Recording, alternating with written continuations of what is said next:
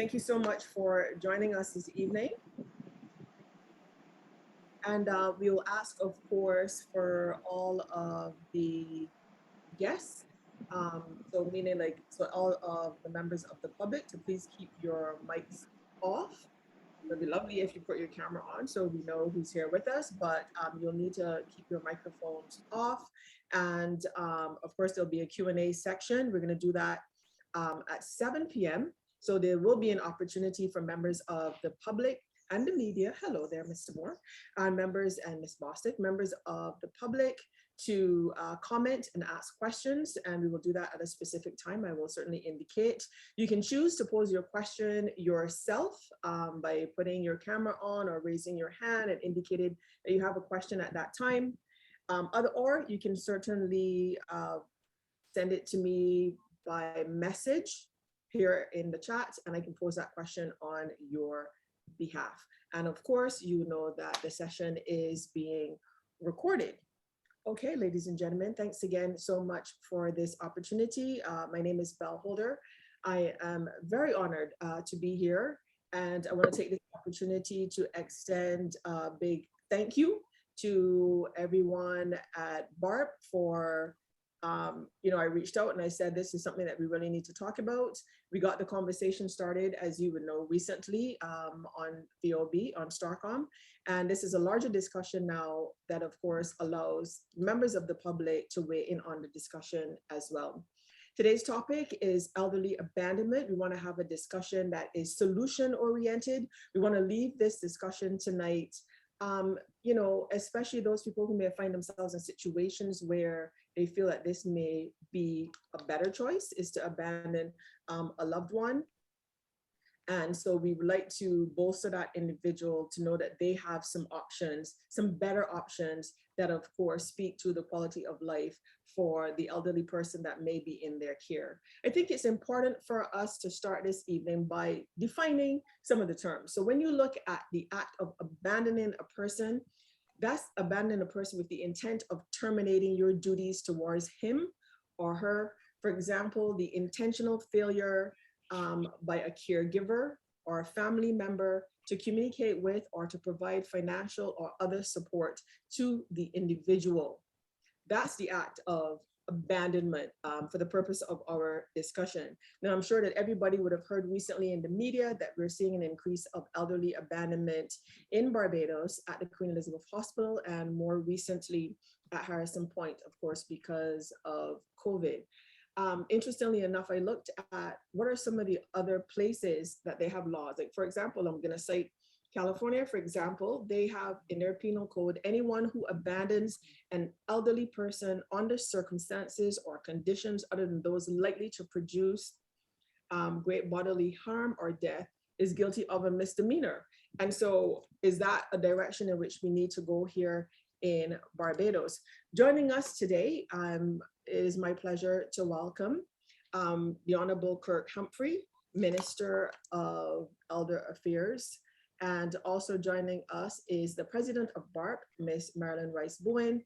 We're also joined today by Dr. Jennifer Deanne Forde, who's a psychologist and a counselor. And we're also joined by Ms. Felicia Dujon, who is a gender activist and also a human rights activist. So we have a strong core of people here to tackle this discussion and look at ways that we can solve it. And I know when you're thinking about solving an issue, sometimes you have to look at what some of those causes are. And so Minister Humphrey, first opening the floor to you.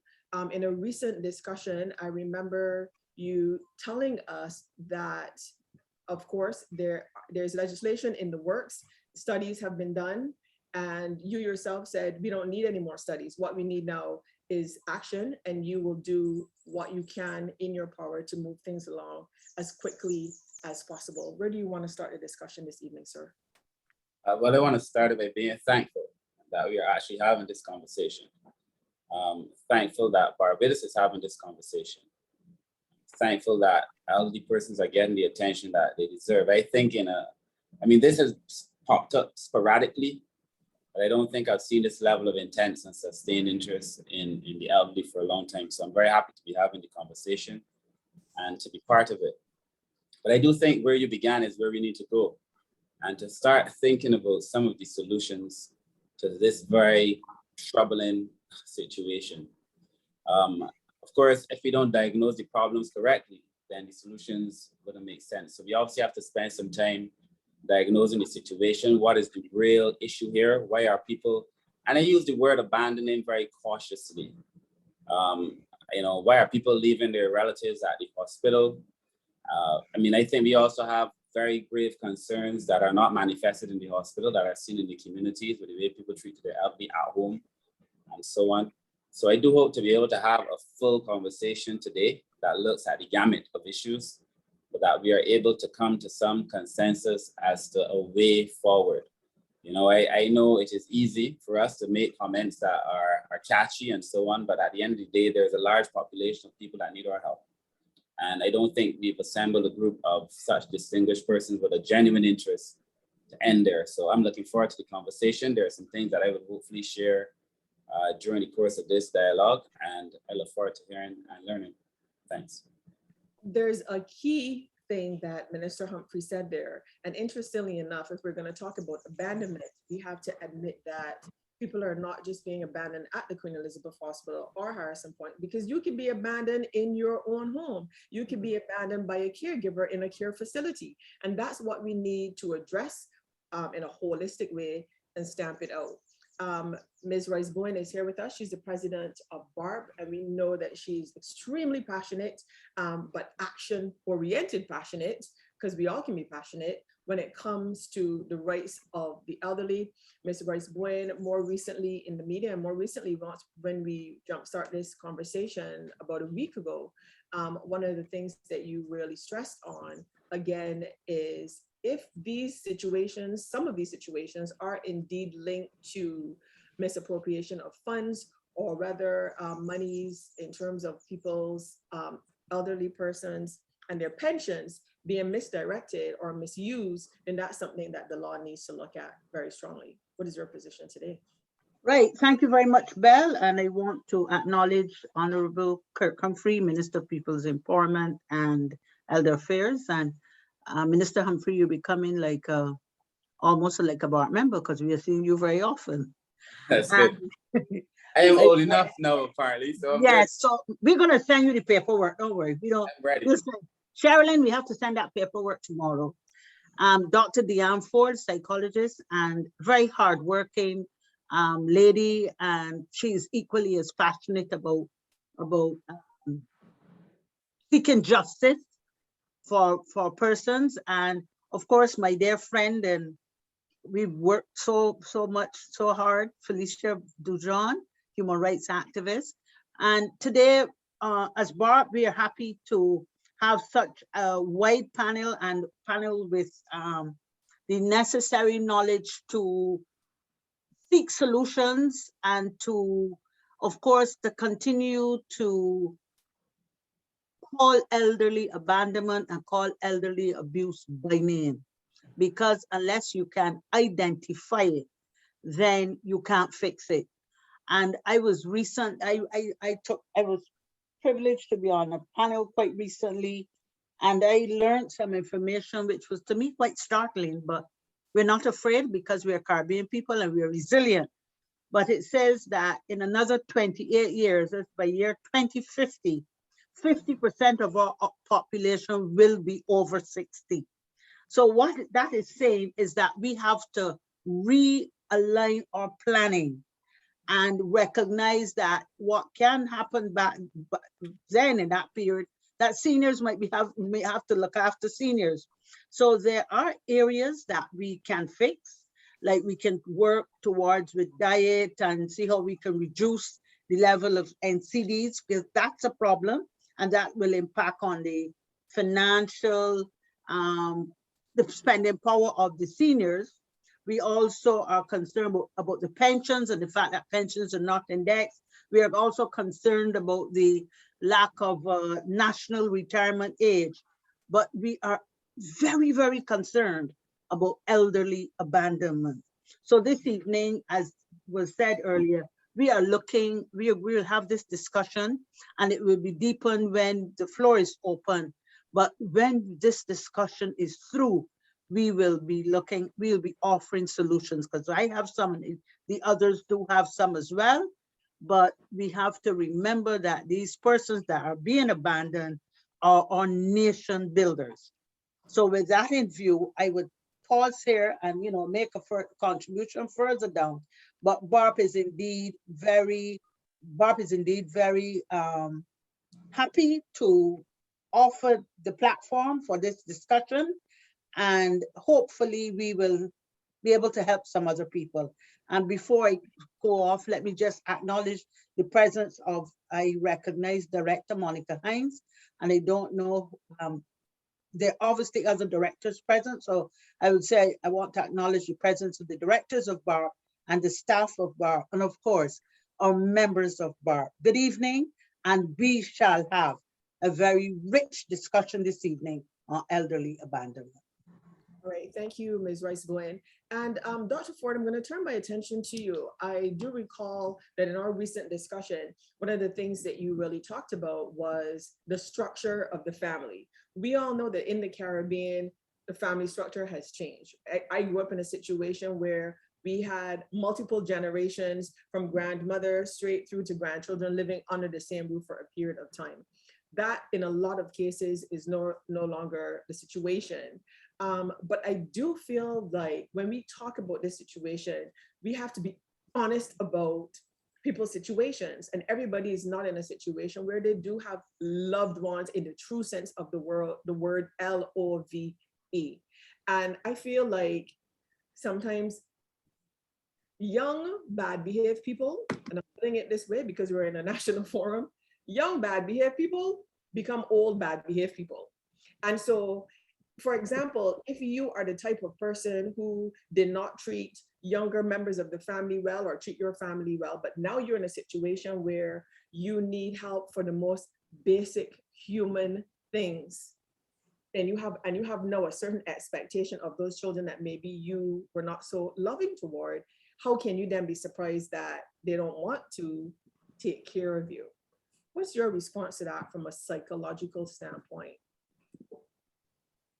Can you unmute, Dr. Forde? Can you unmute yourself, Dr. Forde? Okay. Aha. So mute again. No? You're still muted, Dr. Forde. Right, she's good now. Hi, good night, everyone, panelists, colleagues, and those joining us on the Zoom. Hi, Belle. Yes, with regards to family, very important. And in fact, I had a situation when I used to lecture on campus where a student said, I'm not looking after her. She didn't do anything for me. I had to remind her that she needed her mom to be born. But she still didn't let up. Obviously, the treatment to her that was meted out to her was not kind. That being said, we have to recognize, going off from what Marilyn said, the population, the 60 and older population, will be doubled in absolute terms from 900 million to 2 billion people by 2050. So we have to start tackling the problem now. It's a serious problem. Many thousands of people every year suffer with some form of abuse. And abandonment is only one aspect of that abuse. And yes, what you said about we can't blame people if they leave their loved ones sometimes. The reasons and causes are myriad. There's many, many reasons why these people could say, I can't do it. One of it, yes, it would be finance. But then there's the psychological wear and tear on the caregiver, the child who is tasked with the problem of looking after the mother, the other sister or the other brother who is going on with their life and not bothering with mommy, and then everybody come around for the reading of the will. You touched on the extended family in the Caribbean. The extended family is dying everywhere. It doesn't, in some cultures, it doesn't exist anymore. By and large, we are probably becoming a little more selfish. But there's another side to that. There's what we call the boomerang family, where children are boomeranging back home because the economy is too much for them to stay out. So maybe that might bring about some kind of change in how they care for their elderly. There might be no empty nesters. The fact remains is it's a serious problem. It threatens family life, and we have to start putting things in place now to deal with it. And I hope tonight we can come up with some solutions. Thank you so much, Dr. Forde. Interestingly enough, because I think we all agree that this would fall under the ambit of elderly abuse, certainly if we're talking about abandoning an individual. And one of the things that I know that Ms. Dujon has certainly brought to the fore is that then this definitely becomes a human rights issue. Interestingly enough, I thought, because we always talk about how the female population in Barbados outnumbers the male population, I thought that, okay, certainly need to look at this from the point of view of a gender situation as well. This has become a gender rights issue. I think I have to admit that I was surprised, Ms. Dujon, when you pointed out that in Barbados, it's a higher percentage of men who are actually abandoned. But then when I gave it some more thought, and I thought about other situations and crises that we face with males and fathers in some cases on the island, then maybe it's not so surprising. What's your position today? Good evening, everyone. And again, thank you for having me. When we tend to think about human rights, we tend to think about a person's individual and constitutional rights and the right to protection, not only from the state, but also from the family. What is very interesting is that we've been speaking about the family unit, and the responsibility and the duty that everyone is supposed to be charged. So in the case of fathers, we've seen a diversion where fathers in our society, we tend to think about that we tend to care about our mothers more likely than our fathers. And that has been because mothers are more nurturing and people tend to think more in terms of caring for the mother and as opposed to the father. And of course, we can also imagine in terms of absent fathers in the household. So you can almost imagine what would happen to that individual in later stages in his life. So what we're seeing, the statistic is showing that right now we have more males being abandoned at the hospital or at the geriatric hospitals. So it's very important for us as a society to start reflecting on what are some of the responsibilities of us as individuals, but also as males within the society. Because we're seeing that kind of record, or we see that kind of progression where men are being abandoned, what does that signal for the society? And when we think about those fundamental rights, we think about rights for children, we think about rights for women, we think about rights for men and young and for the youth. But there's one thing that we are missing. We do not have legislation that is geared for elder abuse. And this is something that we need to change. And I'm very glad that the minister is here with us today so that we can speak about policy development. Because you can have rights, you have those fundamental rights. But if you do not have the support of the state, what kinds of protection will individuals within our society? So something happens within the household or within the community. How will that person be able to make a report? How will be that person? What kinds of support is there? Legal support is there for those individuals? So it's very important that when we think, my position at this point is really to advocate for an Elder Justice Act that will ensure that senior citizens within our societies are protected by the law, by the state. So when we have elder abuse, when we have elder abandonment, there are clear guidance so that the police would know what to do, the persons that work in the various institutions, including the various civil organizations, they will know exactly how to provide guidance to not only families, but persons within the community. So we need to start thinking about legislative kind of performance so that people are aware that there is law. And so when somebody goes to, perhaps an elder person goes to the police station to make a report, the police is guided by whatever act that is implemented then. So it's very important that when we think about those kinds of cases within our societies, we think about elder abuse, we think about elder abandonment, but there are no clear laws to guide and provide support. And so many times we want to have what would say in terms of punishment of those individuals, but again, we can take a rehabilitative approach. We can take approach where we can nurture persons, we can teach persons in terms of how do they take care of their families, what is their responsibilities, what is their duty. And it's really a cultural difference that we have to change. Perhaps we had it before, but it has to change now, because in a few years, some of us will be elders very soon. And so it's our responsibility now to put in the legislative framework that is necessary, that will help individuals and provide the guidance that is necessary to have a more holistic society. Thank you, Mr. John. Now, you know, as soon as we hear the word legislation, Minister Humphrey, I'm going to be coming to you. I know you're bracing for your response. You know, I spoke to a representative from the National Assistance Board today. And one of the things that she shared with me is that they get, on average, could be more, could be less, but she said they get about 10 reports per week at the National Assistance Board of abuse. They have to investigate every single situation. She said sometimes there is in fact abuse happening, sometimes there is not. They don't find it, but they have to investigate all of those situations. And so we know if we are seeing 10 reports coming into the National Assistance Board, there are so many more that go unreported. Now, when it comes to legislation, it takes a long time. We know that. So, Minister Humphrey, where is it? Where is government's position in terms of legislation and policy changes that can be enacted sooner rather than later, that could make a difference to the lives of elderly individuals who may be currently suffering at the hands of a so-called caregiver? Thank you again. I wasn't bracing. I mean, I'm happy to have the conversation. The truth is that government is a continuum.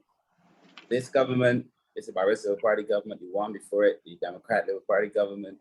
After governments change, people are concerned about what has the government done.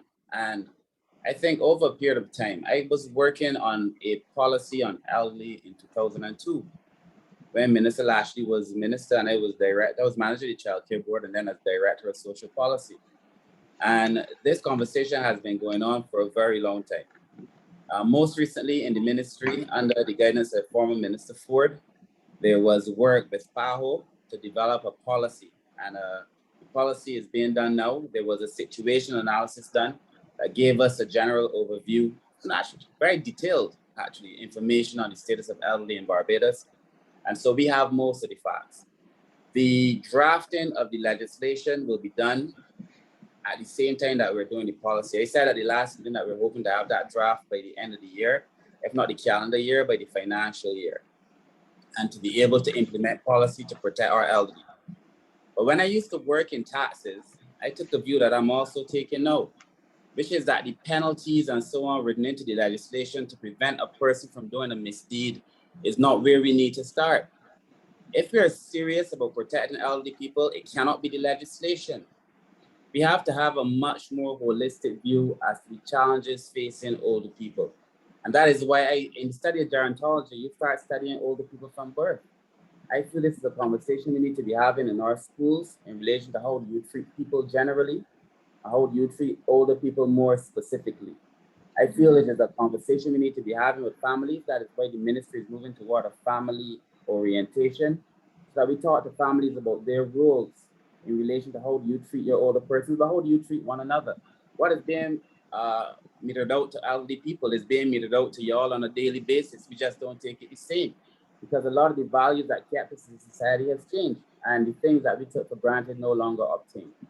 I also hold the view that you should never find yourself responding to anything you should see coming.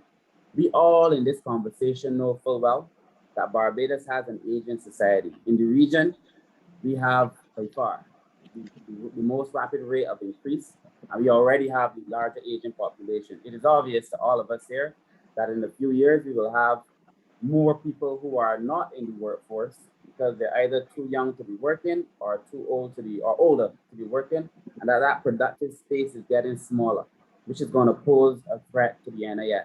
So we're going to have a conversation around the NIS.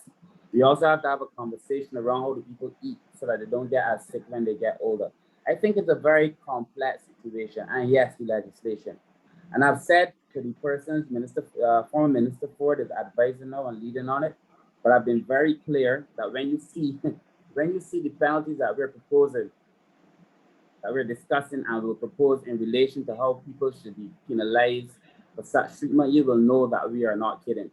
But the penalties only come into force after it has been done. And so what I'm trying to do is to line up the country and line up the society in such a way that we prevent it from happening.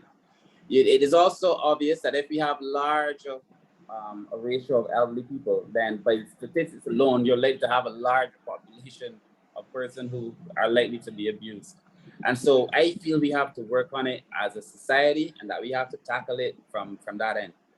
To that end, I had a very interesting conversation with the Ministry of Health today in relation, because I keep hearing about the number of persons in the hospital and so on. And today, as it stands today, there were 16 persons at QEH who would be considered abandoned.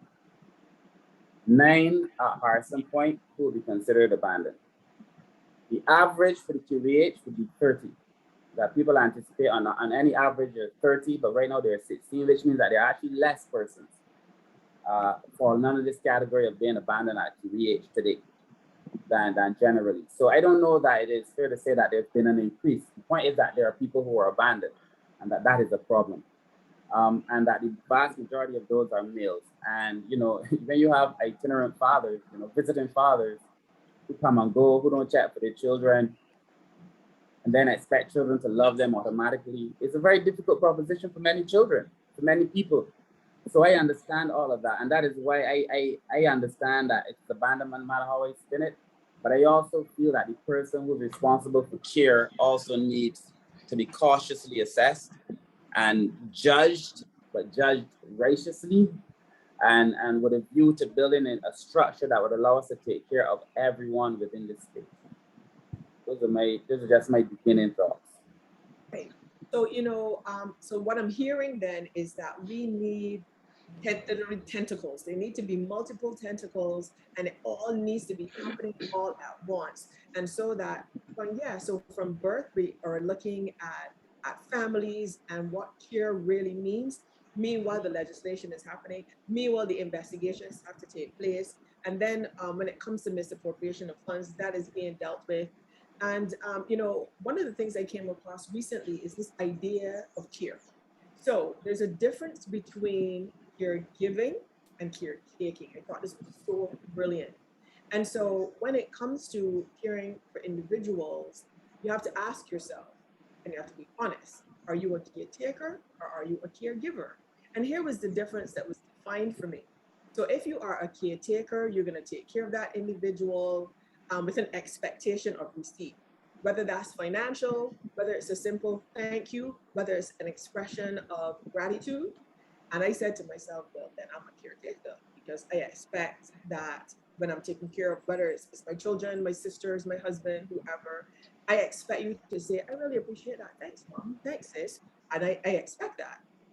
And then the idea then of caregiving is that you will take care of that individual no matter what.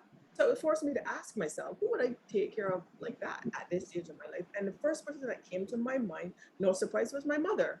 And I said, I will wash for her the dirtiest of whatever I need to and do it all over again the next day if that is what she needs. And that's the difference between caregiving and caretaking. You really need to ask yourself that. And so, Ms. Rice-Bowen, I know you've spoken recently about that one of the things we need to do is look at daycare facilities for the elderly. So you're not talking, and don't forget to unmute the mic, you're not talking about just what we used to refer to as APSOs in the district hospitals, but you're talking about now looking at facilities where I have to go to work to bring in the finances I need to take care of my grandmother. And that's one of the ways in which, whether we look at the private sector or government, can certainly assist. What's your response? Thank you, Belle. Good point to jump in on. And before you answer that, though, I would want to say that Barbados currently offers courses for parents, how to treat children and how to react. And sitting here and listening and knowing very well how full Barp's agenda is, I'm thinking maybe, just maybe, Barp might have to lead on training for persons how to take care of seniors. we would obviously have to be the lead. We'll have to offer the lead because, as Minister Humphrey was saying, you need to put um, have positions in place where people can give them help before it is needed. And rather than coming with a 911 response, let's work, let's do things before. And when I think of somebody said about the construct of the family, and what we need to see more of is more intergenerational activities. Very often persons tend to exclude the seniors for some reason or the other, unless they figure, well, this might not be good for granny, this might not be good for great granddad. But if we practice within our family units more intergenerational activities, then our children and our children and our children's children will get to understand that it is all right to be with older people, and then they will have that level of respect for seniors. I want to just make a quick re reference to a situation I went to. I attended an event on the weekend. Let me say on the weekend, and the MC, he cracked a joke, but he attacked seniors. He attacked seniors. He said that the people old and they don't know anything about technology and they can't use the phone. And if you want to give somebody old something, don't give them a cell phone, don't give them a computer. Well, he didn't know I was there. So I sent a message to him. And then he came back with a very lame response. But, people do these things, and we have to start to call them out on it. We can't just let it, you can't just suck your teeth and say, well, he's foolish. He may be, but it is our role to educate them. So, so that is one area. So we're looking at bedside nursing. Belle, hit me with your question again, because I have it in my head. We talked about, geriatric daycares, not geriatric. I like the word seniors, because if something happens to me tomorrow, they will say, what do you call me now? And then something we need to meet with the press again, so we can sensitize the press on. They were had elderly woman was knocked down today. If I call her young, you're knocked down, eh?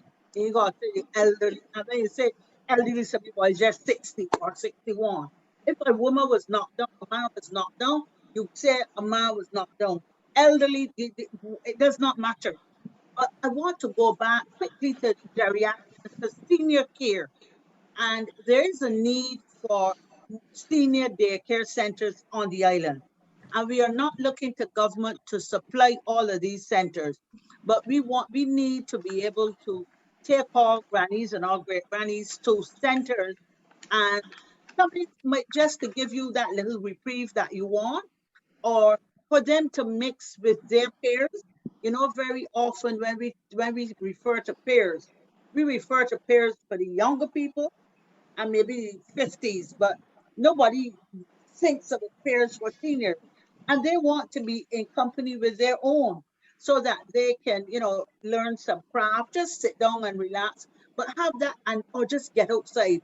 All Barbadians now are just, every time you go somewhere, somebody say we outside. But our seniors, they want to get outside as well. So to take them to a home on a daily basis, and you pick them back up in the evening. So we need to see more senior daycare facilities. And this is where the private sector should come in as well and offer such facilities. We know they can't be free, but you would, be prepared to pay for the service, because who knows, today I'm here, but tomorrow somebody might be taking me to a senior facility and I would want to be comfortable. So as I speak, I am looking ahead, so that when my turn comes, I want to be comfortable, and take me to somewhere that I can maybe learn to play dominoes, because I've never been able to play dominoes in my life. So maybe that's something to learn. But let me mix with my friends, and don't leave me in the house. Don't feed me and water me and leave me until you come home from work in the evening. So we want to see more not geriatric, we raised that word, senior daycare facilities. We want to offer, we think that we should offer training in elder care. because it is easier said than done. It is not the same as a baby that will be smiling as you change the nappy and you know, and just you True. kissing up and saying you're dealing with a totally different situation. And I feel that we have reached a point that we must offer training in elder care. And that way we might be able to reduce the level 1 of abuse and 2 of abandonment. I think you really hit the nail on the head with your last comment regarding the difference between care of the elderly and when it comes to children. Because the fact of the matter is, it's not cute. And in so many ways, you're just not prepared. And I'm throwing this comment or question out to the four of you, whoever wants to jump in. But I feel like there's really no comparison. And a lot of times a baby hasn't offended you, you know what I'm saying, at some point in your life. And so people are really not prepared for if a parent has dementia, they can't hear, they can't see, they're heavy to lift and move from one place to another, is really serious in some situations, if because as Dr. Forde recently pointed out, every elderly person does not have dementia. And so it may be a situation where if the person does, maybe they recognize you today, they don't recognize you tomorrow. How do you deal with that? So, and it takes years of education to be able to know how to deal with that. And so it's like literally waking up one morning and your parent is a different person and has different needs. And you have to somehow hit the ground running and know how to take care of that individual. It's scary. It must be scary to be in a situation like that. So what can we do and how can we address it? Actually, I have a specific question from Minister Humphrey. You mentioned some of the numbers right now at the QEH and at Harrison Point. How does that happen? So I was supposed to pick up Aunt Jean yesterday. I get a phone call from the hospital saying Aunt Jean is ready to be released, and I don't come or I don't answer my phone. What happens next? Like, how do you track me down? What happens to Aunt Jean because the bed is needed for someone else? What actually happens in situations like this? Well, I mean, I can't speak to all these specificities, but I can tell you many times persons show up at the hospital and there's nobody else. So an elderly person could be dropped off in the first place alone, still an adult. If you have an ID card, you're checked in, you're not going to be turned away at QEH, right? So it's not always the case where the file is properly documented and you know, Aunt Jean and Uncle Todd. It's hard. It's not that tidy. These things are oftentimes a lot more complicated than they appear. Sometimes you just don't know who the family is. Or sometimes the person who brings the family, the elderly person, is not a blood relative, and they will tell you they don't know who the family is. So it is oftentimes not as easy as it sounds. And then because the legislation is woeful at the moment, even when you do know who it is, you can't force the person to go in and take the person out of the hospital, which is something that we need to put into the legislation.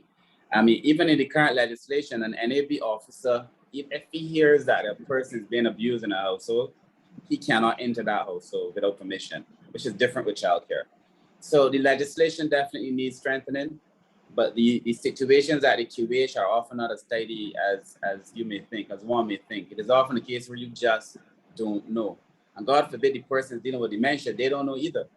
So it is oftentimes very, very complicated though. Okay, so this is a healthcare issue as well. So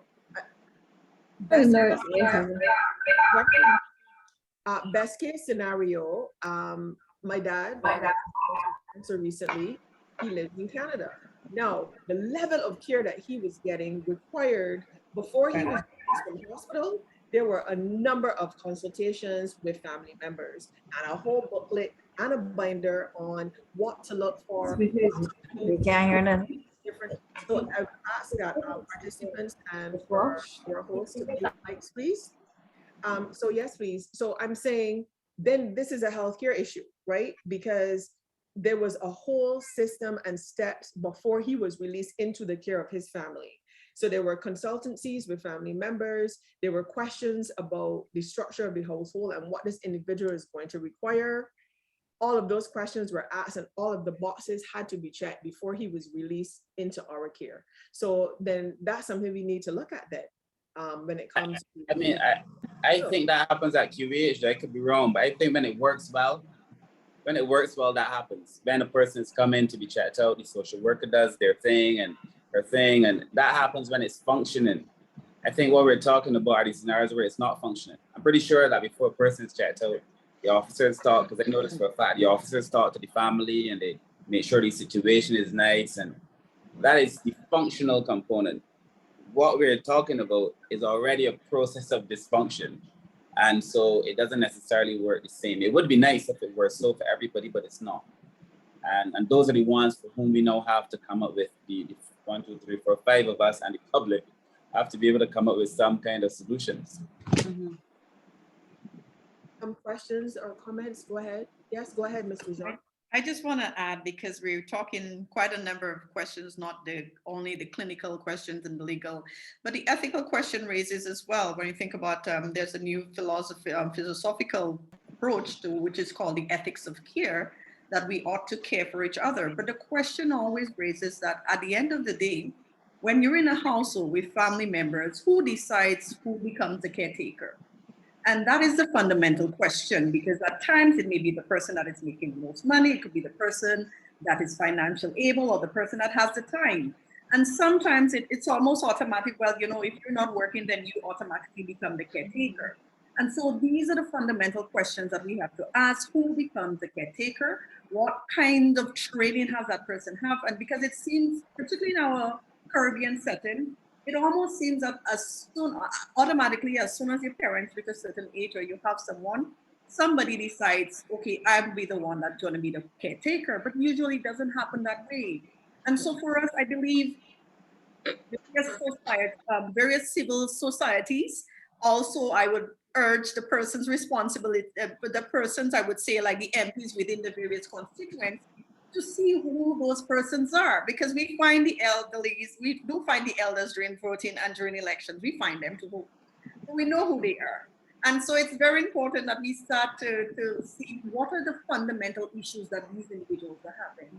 What are some of the crises that those families, those individual families, as you said, I agree with the minister that we don't have to always be punitive in our approach. But at the same time, we know who the elders are in our societies. We know who the senior citizens are in our society.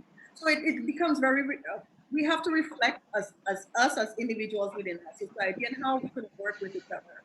Find out what are the concerns that family members do have, because at times it may, particularly with the COVID pandemic, we're seeing that people's lives have changed. Their persons may have lost their employment. A lot of things have changed within the family structure. So what we may tend to see also is that perhaps it may be the best thing to abandon. I'm just using that in quotation, to abandon that family than to abuse that individual. And so we have to look at all the various facets that persons within the family structure, what are they going through? And where is the outlet? Who do they call if they have any kind of challenges? How am I able to take care of my senior family member without overstressing myself, without placing myself in financial burdens? So I always believe that at some point the state is responsible in some dimension in terms of how the kind of assistance that is provided, because we all can't do it all alone. Because again, as we look at it in terms of the economics, and things are becoming quite harder for a lot of families at this point.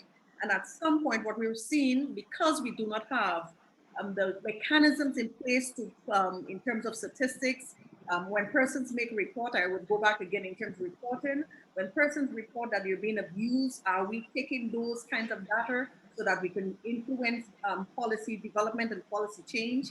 And of course, we have to think about in terms of the healthy, independent living. There are persons within our society, seniors in our society, that all they need is a little help and a little assistance. Perhaps somebody coming into homes and assisting them, perhaps somebody paying their bills, something of that nature. So the social support is very important. So with the legislation is very important, but it's also, we do need that support. And so to recognize who the caretaker is, perhaps you can provide an allowance for persons. Because at the end of the day, that person is, working. Sometimes the person may not be able to perhaps do a full 8-hour work. And so that allowance will assist the individual, whether it's to provide care for themselves as well as the individual. And so the mantra in itself that you can't care for someone if you can't take care of yourself. And a lot of caretakers are overwhelmed. And we're seeing what is happening. So abandonment is almost like the consequences of those caretakers not being able to take on that kind of responsibilities that we place on them as a society. Okay, Dr. Forde? I know you Well, were- Yes, just so before Dr. Forde comes in, Belle, there's a Judith R. whose hand is up, and I just want to remind the members that the Q&A will start at 7 o'clock. So, Miss Judith, if you can just jot your question down, and I'm certain that Belle will give you the first opportunity when the Q&A starts. Yes, certainly. Thank you. Go ahead, right. Dr. Forde. Okay, thank you. My style of counseling is one of hope. And that's why I said the last time, we all will not, thankfully, get dementia. I heard Henry Kissinger a couple nights ago at 99, and he was so clean. It really brought me alive, and it brought alive hope in me that maybe I too could be like that. And he was just releasing his 16th or 17th book. Now, we don't know what causes it. We don't know what to do to keep the mind active, but we do know there is hope. All of us, we are not going to go that route. When the dementia is added to the whole aging process, the abuse becomes more acute. And that is really what poses the problem. The question of abandonment starts from childhood, different cycles, different phases of our lives. We could be talking now tonight about a child being abandoned, and they go through the same emotions of loneliness, of rejection, of low self-esteem. The elderly who is abandoned feel the same way. Let's get the younger couple, 4 children, everybody going off to university.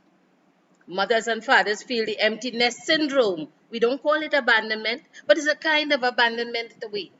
If that couple didn't learn to live with each other, learn about our likes and our dislikes, and do things together with each other, the aging process and the being alone process will start. And we will have more problems from earlier. Thankfully, some or elderly people, I'm talking elderly now over 75, because the Lord said 70. Science is saying 75 to 80 now. So we are looking towards a longer living population. And Barbados is testament to that.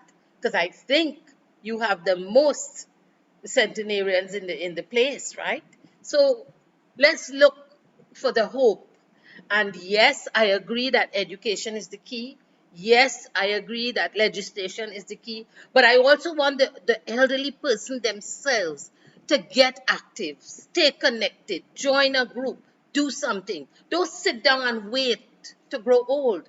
You're going to grow old anyway, but you may as well be active. At my age, I feel I have so many things I want to do. And I want to stay active, and I like to stay active. And I want to say to all those listening, that's the way to go. Yes, if you get a little forgetful, have fun with it. Yeah. I can tell my own example. My mom, who died at 89 and started having her dementia around, I would say, 84 going on to 85. And she stopped me one day. She said, "Do you know me?" I said, "Yes, I'm your daughter." She says, "When I'm going out, you make sure that I'm well put away." Her nails must be done, her hair must be done, and they desire that too. So little things like that, we don't have to go to a training session to know, is to keep them looking at their best. Smart, But smart. I do agree that education is the key and training is the key to see our elderly through this phase of their life. Yeah. There's Yeah. something called compassion, and I don't know if anyone can teach you that. I think Mm. that's part of who you are.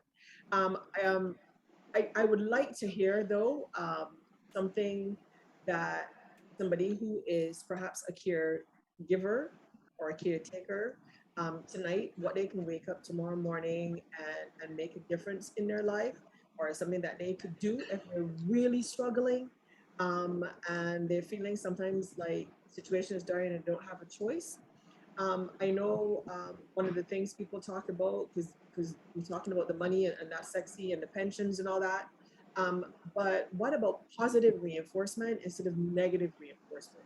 Is there a way to create some sort of subsidy for care of the elderly? I don't know, am I overreaching? But that's something that we need to think about and talk about in terms of positive reinforcement. Like, how possible is that? How soon can that happen? What can we do? What can that individual who's feeling really desperate tonight and needs help, what can they do? It's not a situation of abuse, but they're feeling desperate. Can they reach out to the NAB and say, listen, I'm trying to take care of my elderly mom or dad and I'm struggling and I need help. What can the NAB do to assist that individual? Anyone? NAB, I would leave to Minister Humphrey, but then I have a point I want to make on aging in place. I will let you speak on the NAB issue. I'm not qualified to answer that. So Belle, I like to contextualize things, just the way my brain works. So we speak of older persons or elderly persons oftentimes as if they're this big homogenous group, right? Like all dealing with the same issues, all having the same interests. And I mean, Dr. Forde is right. It's like a vast group of people with completely different interests and at completely different stages in relation to the need for care. And so it's just not one generic blanket response. So there's some cases where, you know, you might just need palliative care. The person probably is terminal, you know, and the life issues, and they need a separate kind of care. There may be cases where the person may be non-ambulant, like the person might have bilateral amputations, like both legs off, and they require a different kind of intervention as well. A more skilled intervention, but a different kind of intervention. And then there might be cases where the person is ambulant and, you know, they just need a little help, a little home help from NAB, which is what we currently do, or the elder care program, which is an additional 300 workers plus that we just added to NAB's role to just go to older person's home, to read with them, to spend a little time during the day with them, not to offer medical care of any kind, but just to have somebody to be able to talk to, right? Because those persons don't require that kind of care. And NAB already does that. So if you need help with home help and you haven't reached out to NAB, then do so, because there's still places for persons to come forward and request the assistance. We do the assessment. If they qualify for the support, then they will get that support. If it is a case where they just need somebody to come and spend time, the elder care program is perfect for that. Somebody would come and spend time. In relation to the bigger questions, in terms of financial support, again, these are things that I hope to see in the new policy. These are things that I hope to see going forward. I want to see Barp making this suggestion strongly. She already does. But I want to see everyone making these suggestions very strongly, suggesting that, you know, if we're going to be able to do what the work is, and for me, the work for elderly people is healthy, independent living. It is not institutionalized care, even though we need that. Healthy, independent living. That is the work at the center of my circle. And therefore, what do I need to do to be able to achieve that? If it means that I have to get respite care, then let's talk about respite care. If it means that we have to look at a kind of daycare, let's talk about daycare. If it wants family support, the financial support, let us talk about those things. If it means as well talking to the private sector to help foot some of this bill, let us do that, because they've already made a commitment to me to be able to do these things. But I feel that we have to break it down and make it clear to Barbadians. These are the various components. These are the issues. These are the areas where you can come forward and help. And so part of my work is to be able to convey that and convince people to be able to come and participate in that. I want to think that we have more healthy, because the question for me isn't that we're living longer. It's great that we're living longer, Dr. Forde, but you know, many of us are not living well. And so I take the point that as we age, we need to have, Hamilton Lashley called me yesterday, for example. They taught him all the time. He said to me, Kirk, there's no reason why in Barbados at every community center, they're not teaching sign language. There's no reason why at every community center in Barbados there's not somebody training people how to deal with older people, because they're older people in every community. They're just simple things that we can do that are practical. There's also a need for me to think about, like, I walk around my community, I see older people's houses needing a little paint, needing debushing, needed cleaning. Just, I am seeing young people cleaning those houses and getting that intergenerational exchange. I have to talk to the old people. Just practical things that people feel better when they do it. And so beyond philosophical underpinnings, I would like to have practical, doable, short-term solutions that would improve the lives of all the persons immediately. I know it was extended, but sorry. That's all right. Something came into my head when you were talking, Minister Humphrey, and everybody remember when the sewage tax was implemented. You guys remember that? Yeah. They just refer to it as an S-word tax, which I wouldn't say in this forum. We all remember that. People had a strong reaction to it, remember? So, and I hate to be the one to bring up the word tax, but do you think Bajans would react as vehemently to an elder care tax? You understand what I'm saying? We can't take an elder care tax. What I would like to see is some tax relief for persons who take care of elderly persons in their home. Right. And in a situation where you're going to build a nanny cottage or something like that. So that's the positive reinforcement I was talking about. Exactly. That is what we want to see, because then it would encourage those younger people to keep their seniors with them. And then there are benefits there because the senior ages then in a family surrounding, and the intergenerational mix is strengthened because then they can come and hear the little stories from granny and grandpa and that kind of thing. So, and of course the state benefits as well, because that's one less person the state would have to look after. So I see Diane, you want to Yeah, make a point? I just want to make the point on that. It's a wonderful idea, but there has to be a means test attached to that, and Oh, that yeah. is where the curse word comes. That's where the curse word comes, because nobody want to go through a means test. But if you need No, the help, you have to, because yeah, but we I'm have to not help the most vulnerable. right. But what I'm thinking of is right. I'm not even thinking of those right now. I'm thinking of the persons who can take care of themselves, and let's look at giving them tax relief so that they can house their seniors. As it relates to the form, there's a form we have. I'll talk about that later, but I learned about that on a fun discussion. But I want to touch very, very briefly on aging in place. And aging in place gives you the opportunity to stay at home and in your familiar surroundings and your kitchen gardens and your orchids and your dogs, because once you go into care, out goes the dogs, out goes the all the gardens and things like that. And we want to encourage aging in place because there are seniors who would want to do so, and there are seniors whose health is such that they can age in place. And again, the benefit to the state, less dependency on the state, the family unit is strengthened, and to the senior, you know that I live close to a senior's home, and sometimes you just go down, we pass, and the ladies would, you know, as you go exercising, ask you how you're going, if you're still walking, if this, but they just want to communicate. And I must say, you know, we had an event in my neighborhood, Grim Hall, on the weekend, on Friday, our taste of popover, and our seniors from the home, they were there and they had a good time. So, and if you could have activities like that for your seniors, and as Minister Humphrey was saying, don't think of old people, of seniors, you know, all the bandages and the sticks and the muster roll and the Benjis. There are seniors who are active, and let's start to cater for them. And I'll end here by saying that in Canada, there's a senior home safety tax credit. What that is that if you want to age in place, or if you're aging in place at a relative's home, and you want to add grab bars, or you want to widen your doorways or whatever, this tax credit allows that. And there's also a home accessibility tax credit for persons over 65 who provide accommodation for seniors. So it's already working. It's something already working in Canada. And I know that we can get it working in Barbados. And as I said, as Deanna, I like your word hope, we want to I always offer hope. And for me, I view Barp as a beacon.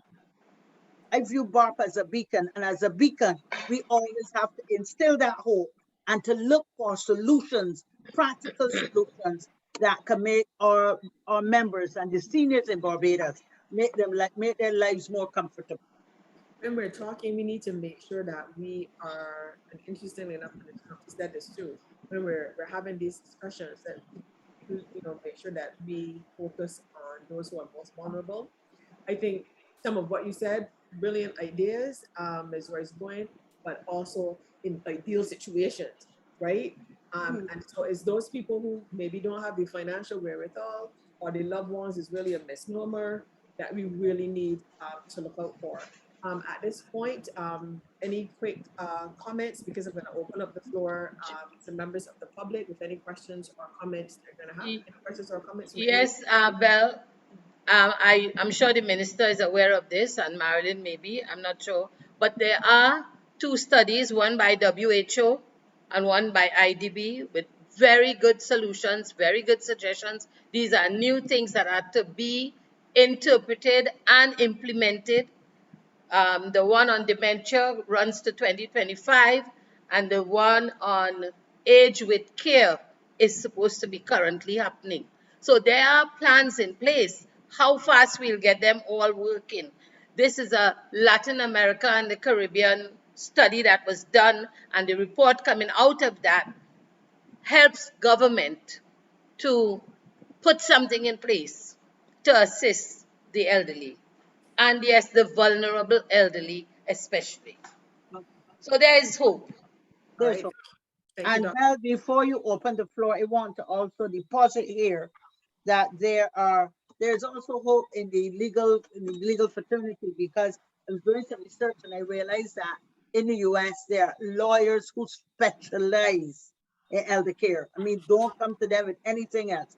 Elder care lawyers. So if you're going to have a widening of the seniors in our society, then there's some attorneys who can focus on elder care, who can give offer legal assistance with not only the wills and stuff like that, but in choosing,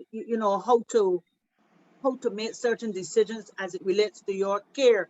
And you make those decisions when you are in a good healthy state, so that if something happens, that the law, your living will will happen.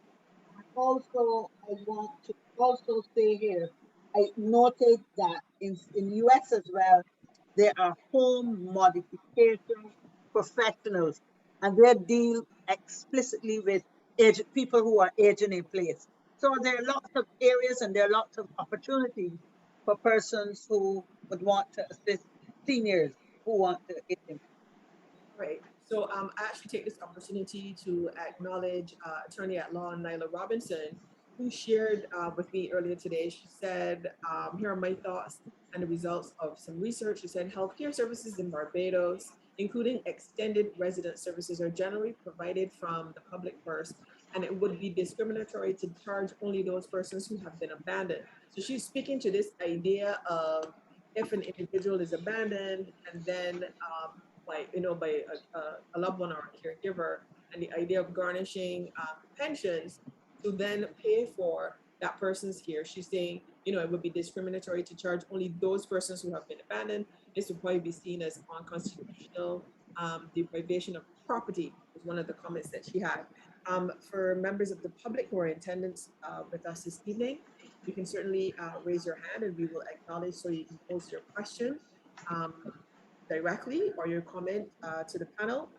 In the meantime, we do have some questions here. This is from Judith, who says that the legislative focus is disappointing, is what she's saying. And she said, people break laws every day. In the meantime, the elderly still suffer. How can we help them and their families? And Joseph agrees that senior daycare is definitely one of the ways to go, and also says that more seroptimus senior villages, seniors manage themselves and pay a nominal rent, guarantors to be in place as support for financial and medical emergencies, and was a comment. And somebody agreed, oh yes, that the when you're being checked out of the QEH, they do some checks and balances before the individual is released.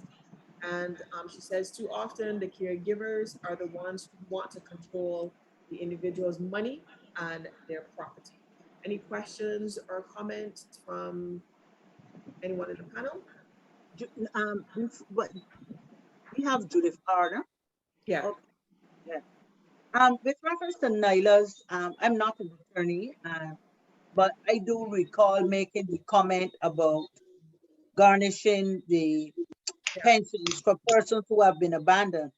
And, I still stand very firmly by that, because I am certain, I don't have the proof, but I am certain that those persons' pensions are still being sent either to the home or the bank, and the families are accessing those funds.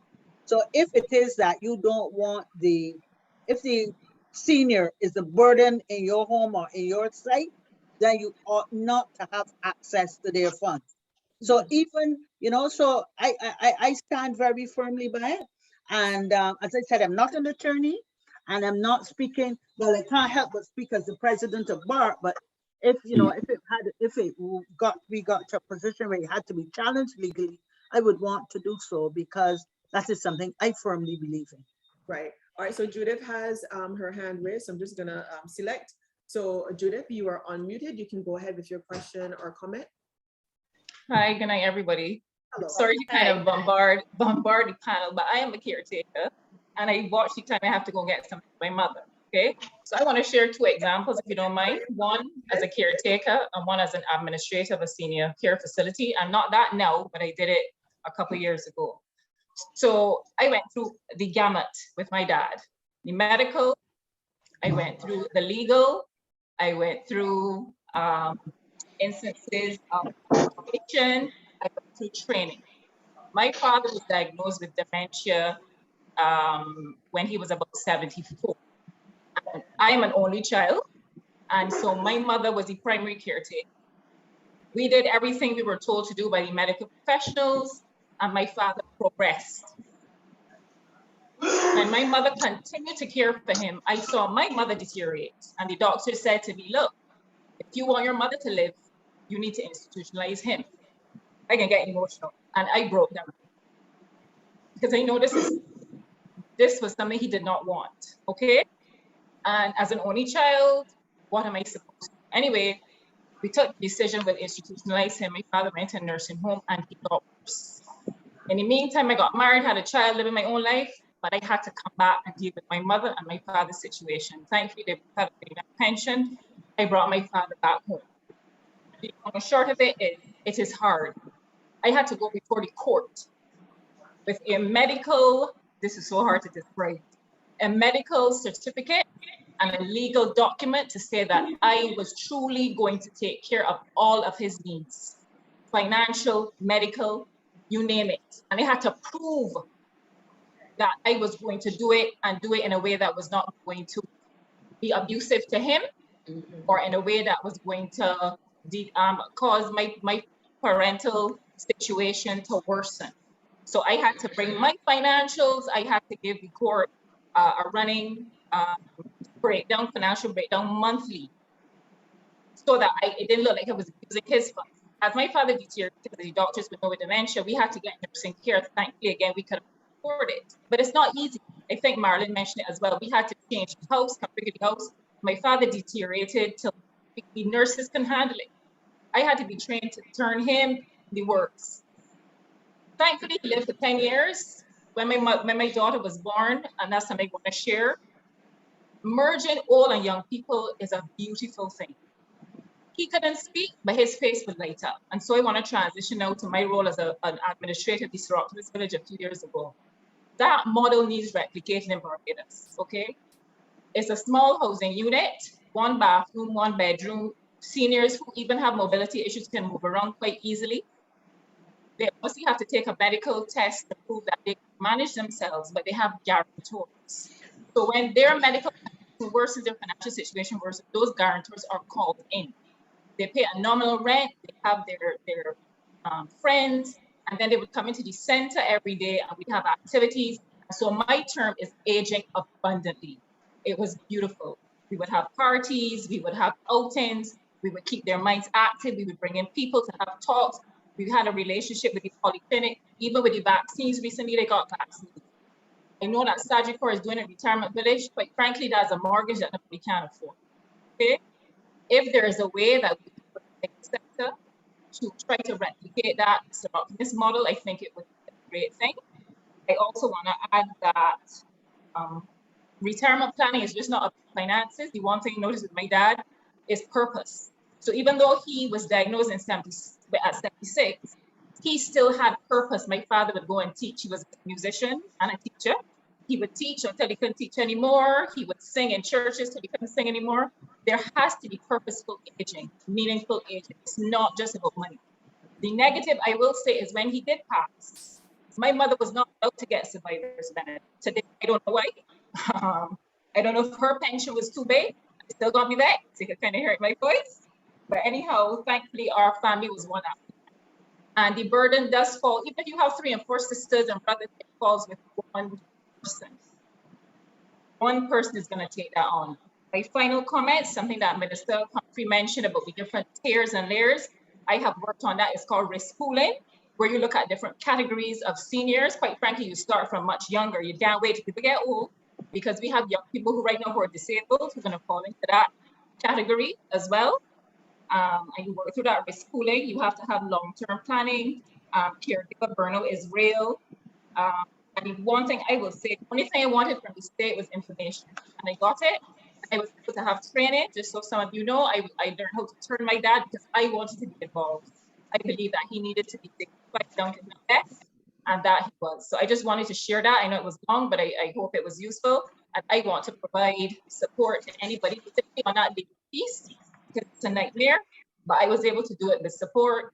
And Marilyn or anybody else, I am here. I want to volunteer myself. Thank I know you we got to go. Thank you so much, Judith. Thank you for sharing those aspects of your personal story. Galaxy A32 also have your hand raised. I'm going to come to you in a moment.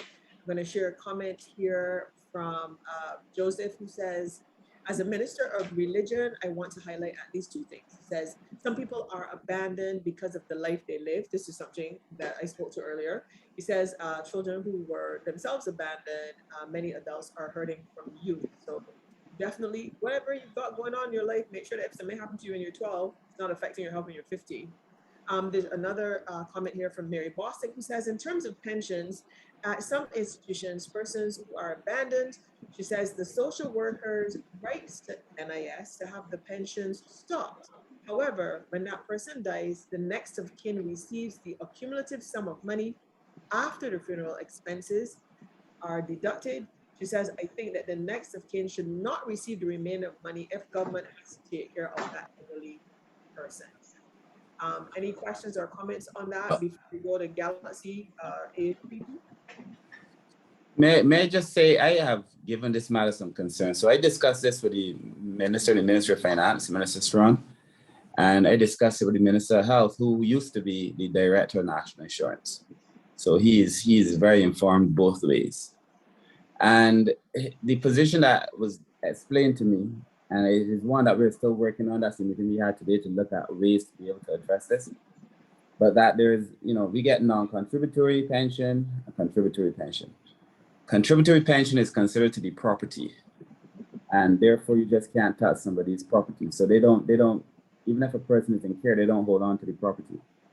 But it is my understanding that persons in the geriatric hospital who receive a non-contributory pension, when they come into the geriatric hospital because they're being cared for in state, then the non-contributory, which is supposed to be a fund given to you, it's not property, it's just given to help you care for yourself, that is halted. Persons, the non-contributory and not the contributory. My thinking is, and I've asked him to investigate it, is what the comment that was just made is this then just like a savings plan? Is it halted, accumulated, and then bestowed on an undeserving person, So that is why I need to investigate, because I don't want it to be a case where it's just a temporary savings plan.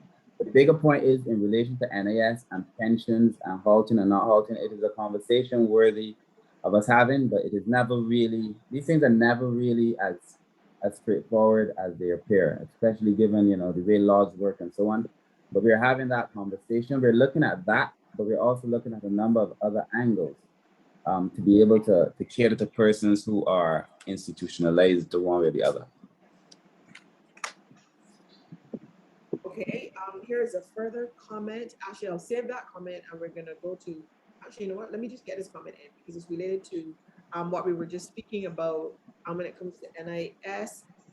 This is also from Attorney at Law Nella Robertson, who says a more complex solution would involve a charge to all users of the public long-term care facilities. She said this is a model that's actually used in the UK. It is not discriminatory because it applies across the board. People may be means tested to see what assets they have and how best they can contribute to the cost of their care. And she says some persons, but not all, qualify for the full cost to be covered depending on their healthcare needs.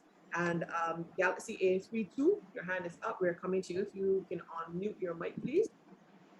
So good evening. I'm joining late, but I think that this topic is one that is very much needed.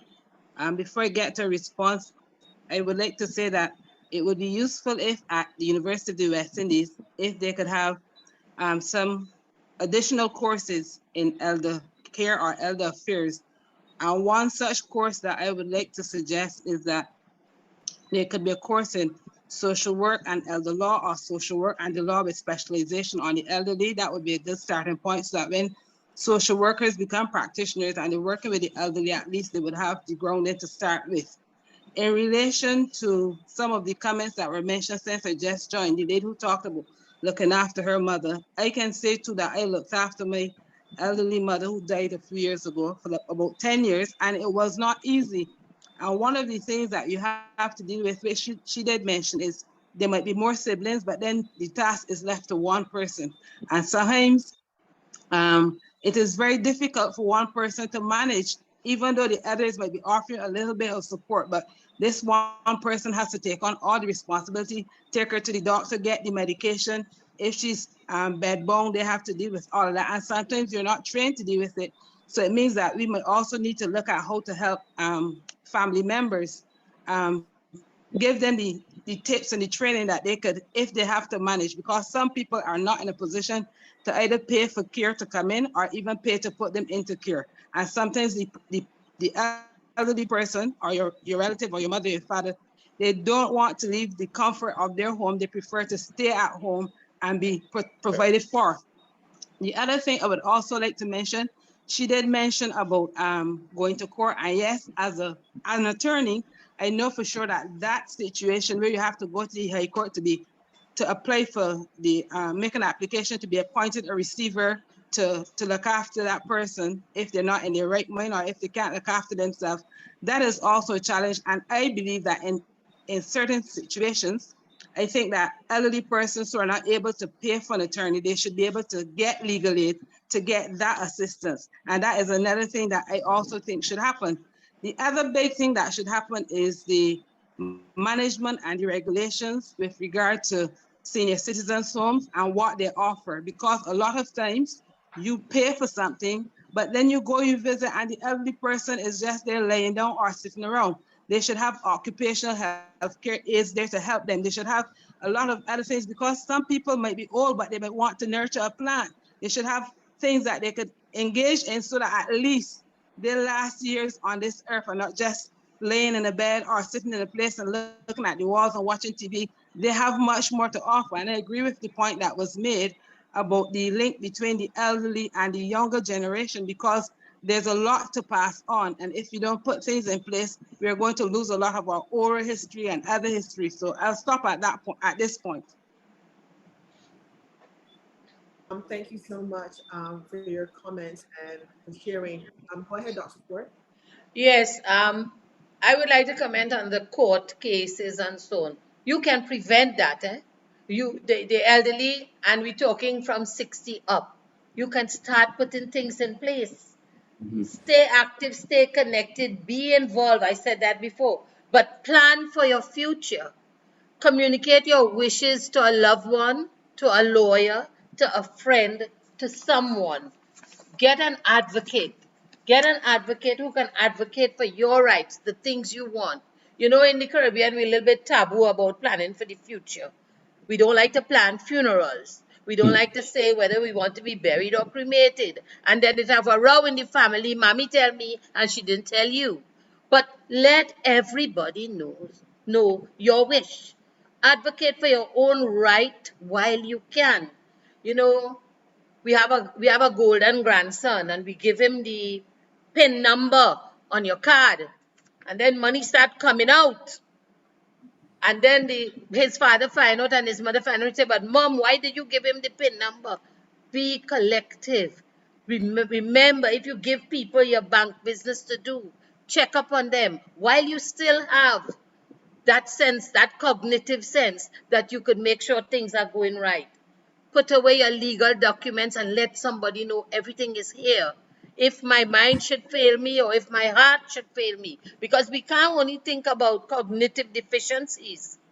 We have so many NCDs. We have people could get sick and die all of a sudden or become bedridden all of a sudden. So plan for the future while you can. Make a plan. It's all my way of helping you hope for the future. Thank you so much, Dr. Forde. And stand by, Lana. I want to make a comment. Okay, sorry, Ronald, just one moment. Lana had her hand raised. We're gonna go to her. No, go ahead. Okay, Ronald, go ahead, please. Mr. Phillips, go ahead. Yes, I want to make a comment, and I think that we could encourage more private organizations to look after and take care of the elderly.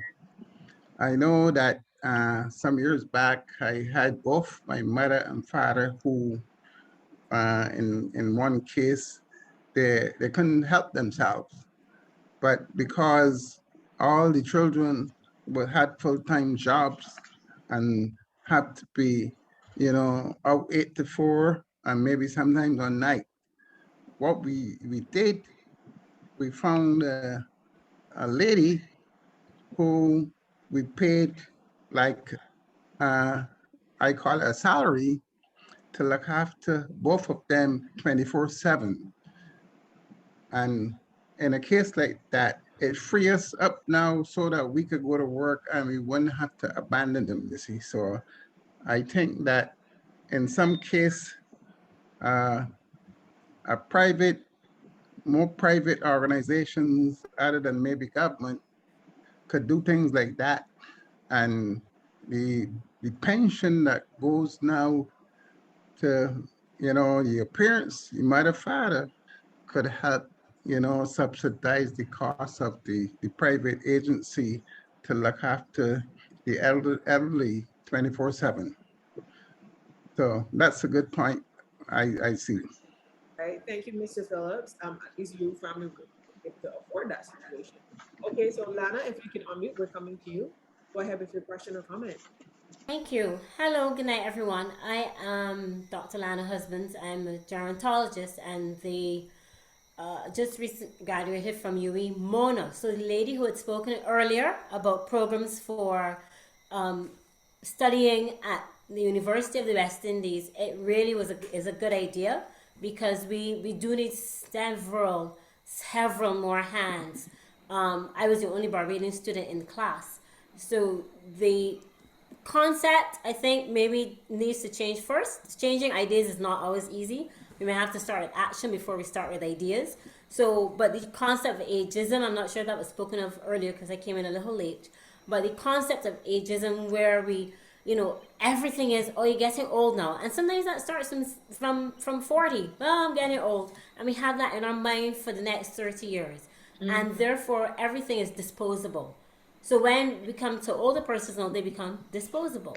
But one idea I really liked, which is overseas, and Mr. Phillips has spoken to, and several panelists have sort of gelled together, is the concept of co-housing, which is really done well in overseas because it's a combination. Some are totally private, some are sort of a 70-30 with state and private together. So the older ones, it's kind of like not a nursing home for sure. You're in your own home. We have something like it here, but it's totally private. But this one is a mixture. So the older persons, their pension, along with maybe assistance, grants for sure, that come from overseas. There are many philanthropists who would so happily donate to a cause like this. The state can provide maybe 10 or 20%. I don't know. I'm not an attorney nor an accountant, so I speak out of turn in that case. But they do seem to gel well together and allow the older persons, while maybe not aging in place because their home might not be suitable, their own home, this place becomes then their home, and they have medical facilities, supermarkets, a doctor on call, a place where they can recreate with their peers. It's been shown, just one last point, that older persons really, it's great to have their children, but they want the peers together where they can talk about old times, where they can. I can't reminisce with my grandmother about what happened in 1942. I don't know nothing about 1942, not in real life. So a child is great and a great help, but when you're with your peers, and we know that teenagers, when they're with their peers, is a different person. Children, when they're with their peers, is a different person. The older persons are no different. They're just older. So if we have a community spirit minded on that topic of ageism, where they see older persons living actively on television, in the media, social media, see older persons doing things instead of just sitting in a rocking chair, as the lady said.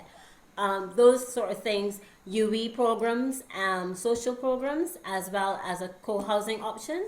Those would be my three main things, as well as a form of support for caregivers who are, as we all know, all boils down to one. You can have 13 children, only one turns up. Not through any fault of the others. I've just seen it in the last 20 years of practicing medicine. That's what happens. So we have to find a way of first, maybe acting first, and then we can change the mindset rather than trying to change the mindset, which takes a lot longer. Thank you so much, and this was a great forum. I thank you. Thank you so much, Dr. Husbands. Adzil had his hand up. Do you want to unmute and go ahead, Adzil, with your question or comment? Yeah, go ahead. Yes, good evening. I did join late actually, but I would be in agreement with Dr. Forde. I just want to add my 2 cents worth because I had both parents who I had to look after at a young age.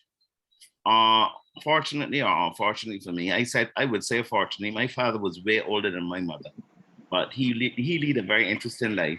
And who it was that said that pairing younger and older people together, I found that what kept them going well in the house is most of my younger friends in my age group that will come by, my father used to enjoy telling his stories about his life in the war and the police force and all the different places he lived.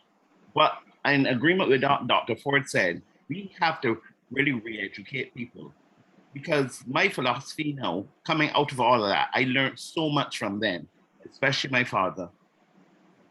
One thing we know when we are born is that there's one thing we know, that we all born to die. And we plan for everything else on this earth but that, but aging and dying.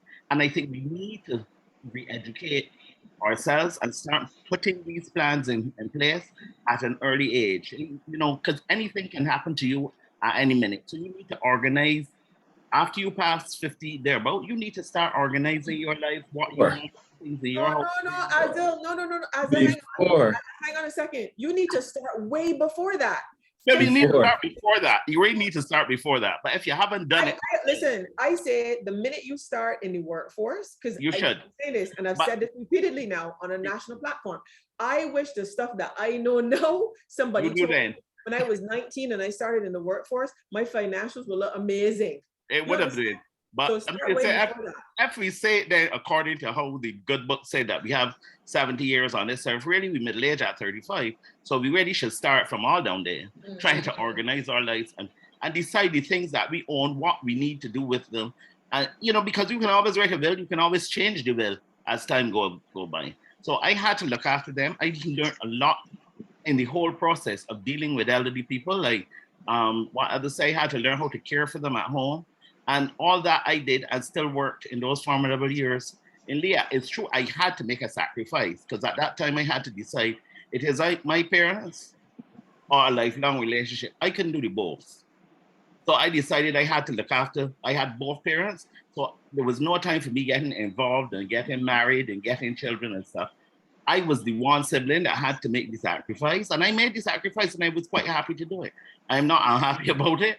I was quite happy to do it, but the situations we have to keep re-educating, educating people to start this process early and do away with the old time adage that they ain't taking off them pants before they're ready to lay down and all this thing.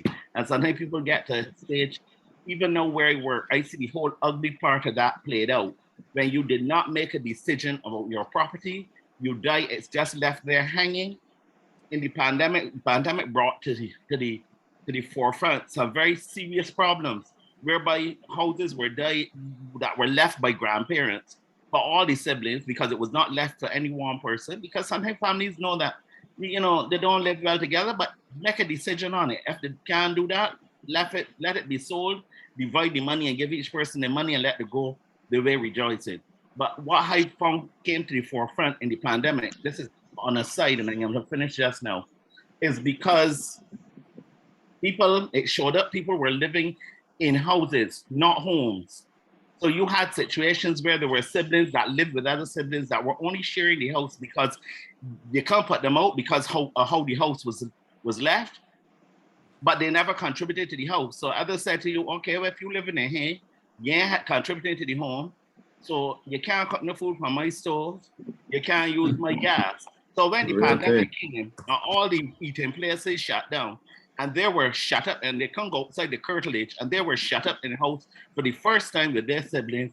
They had some serious mental problems because they were in that house, others cooking and eating, and then they had to wait for the alphabet day to go to the supermarket to buy dry ration and eat it. And this was the reality that happened. But as I said, it all calls for education at the end of the day, and I think y'all have done a fabulous job. Don't mind I started late, and I'm willing to contribute my whole life story with looking after my parents. That is a story in a book by itself. And I'm always there if anybody want my assistance, I will offer it to you. Thanks very much for listening to me. Thank you so much. And we should actually acknowledge that I almost said Minister Stewart, because now you are a certified pastor. Oh, yes, Pastor Stewart. Yes. And So start writing then, Adzil. Start writing. I plan to do that. Right. We'll So make you still visit Pastor Stewart. right. Yes, you can. You know that you will always visit me.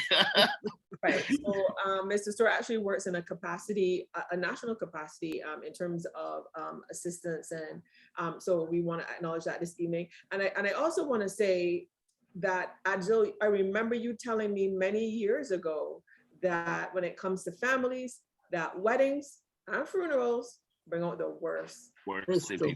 I remember you telling me Worst that. in people. Well, we've reached the point where we have to wrap things up this evening. Just a comment here from Mary Bossett, who says, in implementing programs for the elderly, I recommend that the programs include persons living with mental health illness, is what that person has said. And so, Ms. Dujon, I'm gonna come to you. Sorry, Belle, I don't mean to cross you, but my parliamentary secretary Lane is on this call, and I know he has to leave. And I think he wanted to say something very quickly before he left, if that's okay. Yeah. All right, thank you, Minister. I just want to say I was really enjoying the entire discussion. I've been making copious notes as we recognize that, as Minister, you said, we have a sustained interest in the topic. And I mean, this is right across the society. We may be having the discussion here among those trained in the area, but what I'm picking up with the many calls, emails that we've been getting is that there's a sustained interest in this right across Barbados. And it's funny that they come in at this point just to commend everyone I've gone before, but also to say that the point at which Azil left off is where I want to come in, and that is about starting to teach our young people about aging. This is something that is definitely a must. And it's not just about aging, it is about life, about our diet, about how we live, our health, our wellness. And just listening to this discussion, it shows me even more. It reinforces discussions and meetings we had today, Minister, that this is something that we have to do at the national level. We've got to start about looking at aging and staging right from the beginning. So just want to, with those few words, I just wanted to say, keep up the good work, everyone that's gone before. Thanks, Corey. Thank you very much, Corey. Thank you. Thank you, Mr. Lane. All right, so Mr. Dujon, wrap up now in terms of final comments. I'm going to start with you. Go ahead. I'm going to just again, thank you again for having us, and the conversation must continue because we do want to ensure that the assistance is there and also that we, of course, respect the rights of the elder. It's very important that we remember that even though they may be seen as not being active members in our society, they still have constitution and fundamental rights. And of course, we are there to support and provide the support that is necessary. We are, as human rights advocates, we will be there to encourage the government, encourage the state, encourage civil societies to continue to have those public discussions. The sharing of stories, the personal stories is very important because it's always good to know what was your experience like, and that's how we learn. And so again, thank you again. And remember, there's always an elder in your community. There's always an elder in your family. And so we need to reach out to them, and we have to ensure that they are healthy and that we keep them in our own being. Just allow us to think about them and ensure that their rights are being upheld. Ms. Dujon and Dr. Forde, I'm going to come to you. Yes, thank you. Good night. It was a pleasure being here. I just want to leave something on mental health to say that some of the mental health conditions thought to be heavily influenced by abandonment, both childhood abandonment, relationship, and yes, especially elderly, include anxiety, depression, codependency, and we see this when the elderly person doesn't want to let the caregiver go, the attachment anxiety that comes about, the borderline personality disorder, and then they have to be diagnosed with many other things to get the intervention. Finally, I would say the abuse of the older adults is everyone's business. By being knowledgeable about elder abuse and abandonment, you can help prevent it, recognize the signs, and in so doing, take steps to intervene safely. So we all must be our brother's keeper. Thank you so much. And Marilyn, Rice-Bowen, coming to you. Okay, thank you. I want to thank the panelists for making Barp a priority today, because I know your schedules are extremely heavy. So you recognize the importance of this discussion, and I want to place on public record our gratitude. Also, thanks to the members of Barp and the members who join us for this discussion. Where do we go from here? We will be, of course, we're supposed to meet with the minister shortly, so we'll get that, we'll work on that appointment. But in the interim, while we wait for legislation, while we wait for policy to be framed, we will continue our work. And I've said it repeatedly, we recognize that there are persons who are in need of assistance from a mental health perspective. And I want to again thank Dr. Deanne Forde for offering her services and the services of her team. So Barb, we've recognized that we must fix as we wait, we must fix as we go. So that is what we have done. And mental health is extremely important. And we also recognize that seniors experience loneliness at a higher level than those of us who are mobile. As Barp, we remain resolute in our commitment to pave the way for our nation builders, to pave the way for our reservoirs of knowledge, because there are indeed reservoirs of knowledge and of ancestors, and we revere our elders, and we will demonstrate through our continued action and our service that their role is important in Barbados and to Barp and in our lives as well. And I said before, and I can't help but say, but you know, when you have a statement of fact, you must amplify it. Barp is the beacon, and we will continue to let our light shine. Thank you so much. And Minister Humphrey, we jumped off this discussion with your comments, and floor is yours. Thank you very much. I am happy to be under the light of the beacon, of course, because, you know, it helps me to see my way. But this is a very good conversation, Belle. I want to thank you for allowing us to have this conversation. I think we are all agreed in principle, but we really need to get some things done. Just a few things. I have not met Dr. Husbands, and I don't know that this should be the first thing that we're meeting. So I would love to have a meeting, Dr. Husbands, and somebody who's trained in gerontology. I also feel that there's some things that we have to do better, because we're considering a new geriatric hospital, for example, and many of you who are, I'm sure, in this space haven't seen the plans, haven't visited the site. So I commit now to working with the Ministry of Health and hopefully have you there within the next week or two. just to see the plans and to see if there's anything else we could add or take away. I mean, as we try to really build something that is cohesive and functional. There were so many points there that were raised that I agree with. I see, Belle, a role for you too as well. I'm just thinking about what I'm going to do now with all this, but I think we need to have some spots on television, just some quick things about what people can do. For example, what Dr. Forde raised about planning for your future. Like I can see that now, you know, whether it is bigger than Boo or whatever, however the format is, but just that's simple but effective ways to communicate these ideas to people.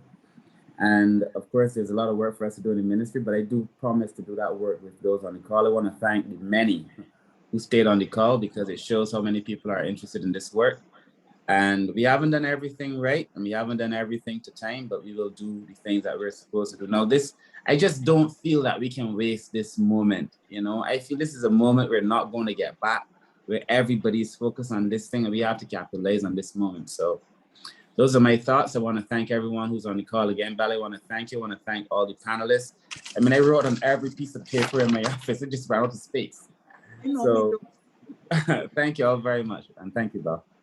Yeah. All right. I want to take this opportunity definitely to thank each of our guests for taking the time out of their busy schedules. The Honorable Minister Kirk Humphrey, who's the Minister of People Empowerment and Elder Affairs. Felicia Dujon, who is a civil rights activist and a gender rights activist as well. I feel like, and it's interesting, the minister talking about further conversation, because I feel like, Mr. John, I want to talk to you about some other things. You know what I mean? And it gets us all charged up, and we really need to follow through. I think that's really important. Dr. Forde, with no E on Forde. Thank you so much for taking the time to join us. And I think it's so important when we think about the mentality of individuals and not turn them into dastardly individuals, because we really need to look at things on an individual basis and what leads people to make decisions, choices that they make. Marilyn, Rice-Bowen, always a pleasure. And interestingly enough, earlier, remember the minister talked about talking to Hamilton Lashley. And one of the things he mentioned was sign language in the community. And Barp, of course, right now has a sign language course being offered to Barp members absolutely free. So I want to shout out to Sandy Kelman on that one. And actually final exams are coming up, aren't they? I think so. Yeah, so final exams are coming up. But this, I don't want us to leave this conversation feeling excited and, oh, you know, we had such a meaty conversation. I really want us to leave this conversation thinking about actionable steps that we need to take.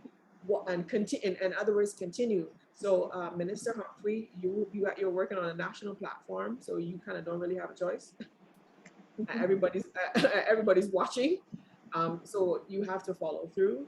But I think it's incumbent upon each and every one of us, everybody who's within earshot, every media individual who's attending, to take some actionable steps. And even on a personal level, you better believe if you have children, your children are watching the way you're taking care of their grandparents. And they're going to do exactly the same, because they learn what they. And so I just want to say thank you all so much. I am one of the easiest people to reach, so reach out to me on social media. You can also find me through the Barp social platforms as well. And interestingly enough, people are still coming into the meeting now. So I think this is a platform, a jumping off platform where we have to continue the conversation, but put things into action. And it could make the difference to saving someone's life tomorrow. My name is Belle Forde, everybody. Have a safe and wonderful night ahead. Remember, it's crossover time. Whatever you do, stay safe and come on back home to your loved ones. It's an absolute pleasure. I want to say thank you so much to Bye. Bye. Bye. Good night. Good night, everybody. Who's working behind the scenes to make this happen. Thank you so much to Sherilyn and to Alexa. Thank you so much to the members of the board of Barp and everybody who works behind the scenes so that we can be here bringing this to the fore. Thank you so much. Hi, Valerie. Thank you so much, everybody. Good night.